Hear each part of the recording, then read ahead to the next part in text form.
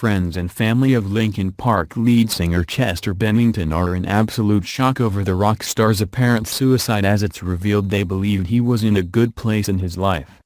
The 41-year-old was found dead in his home in Palos Verdes near Los Angeles shortly before 9 a.m. on Thursday.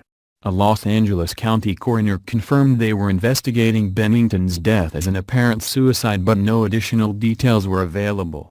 Law enforcement officials say Bennington hanged himself from a door, in a similar manner to friend Chris Cornell, in his bedroom, and he was home alone at the time, according to TMZ. He was found upstairs by his housekeeper. Bandmate Johan arrived at his home on Thursday afternoon.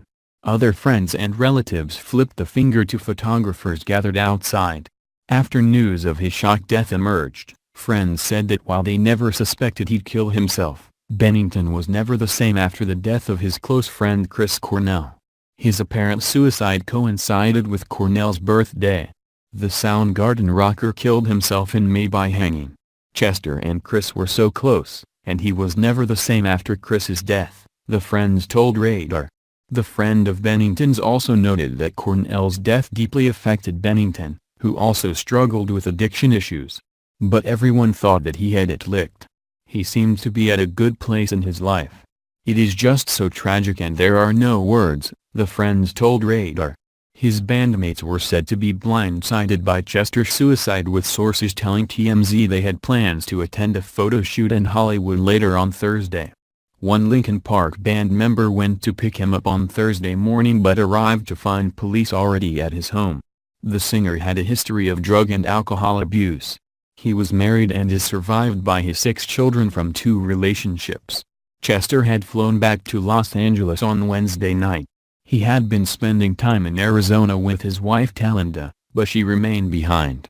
Chester, as well as Linkin Park guitarist Brad Dilson, had performed Leonard Cohen's Hallelujah for the crowd of mourners at Cornell's funeral, many of whom were moved to tears. Linkin Park was on tour following the release of the band's latest album One More Light. They had a show at New York City Field scheduled for next week with Blink-182. They played together for the last time on July 7 in Birmingham, England. The band released its newest music video just 2 hours before news of his death emerged on Thursday.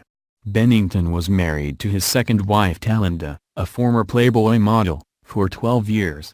He divorced his first wife Samantha Mariette in 2005 after 9 years of marriage. The frontman had been open about his history of substance abuse and admitted in one interview in 2011 that he had once been a full-blown, raging alcoholic.